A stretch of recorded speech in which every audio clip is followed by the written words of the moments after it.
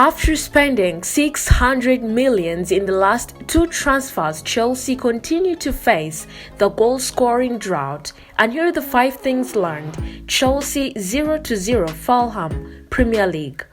Welcome back, fellow Blues and all football fans. Subscribe if you're new here.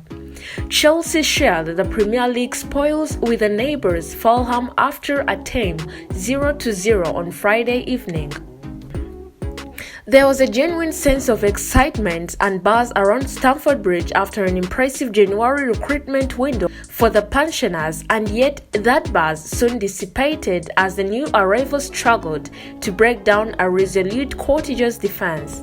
And here are the 5 things learned from Friday's draw over Fulham.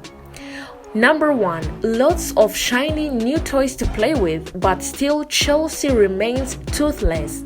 It is no secret that goals have been hard to come by for the Blues, with Kai Havertz effectively pigeonholed into a position that doesn't seem quite the right fit. Other options have been at a premium given a long-term injury to Amado Broja, the tender years of David Fofana, and what seems to be the complete exile of the aging Pierre-Emerick Aubameyang.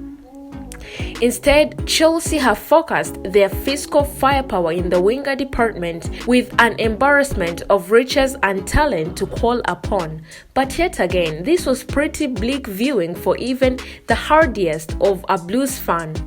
The invention, the patterns of play and the creativity just seem entirely non-existent. Work to be done on the training pitch and otherwise. Number 2.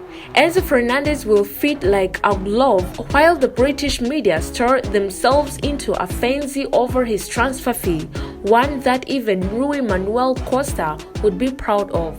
The young player of the World Cup looks like he would hit the ground running in the West London.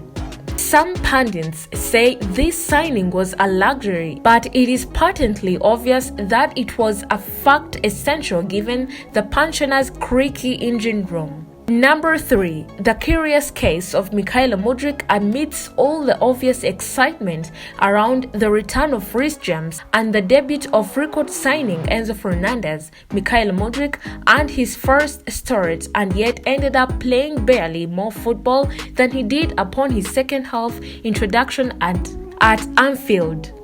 The Ukrainian was completely on the periphery of the fixture this evening, not on the same wavelength as his peers and not exactly putting in the hard yards either. One poor game for someone finding their feet in the English game is excusable, of course, but the price tag will hang heavy around his head if he gets hooked at half-time again. Number 4. Reinforcements from within just as welcome as those that have come from outside. The return of Reece James and Ben Chilwell from injury at the exact same time is almost fated.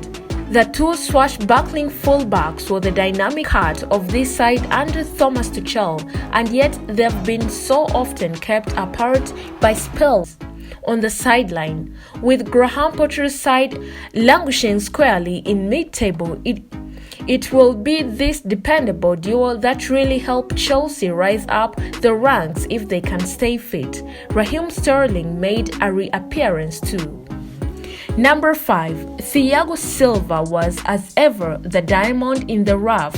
At this juncture, saying Thiago Silva was head and shoulders above the rest of his colleagues on any given evening is hardly new information that is being learned, but you really do have to wonder his thoughts on what transpires around him. So utterly dependable, and yet so utterly surrounded by teammates making rash mistakes, and it is rather telling that Chelsea's most effective outlet seems to be the long searching ball from O Mostro. For now, fans can only celebrate that a New Year deal seems close. Thank you for watching Chelsea Online. Do not forget to subscribe and keep an eye on my channel for your latest Chelsea news.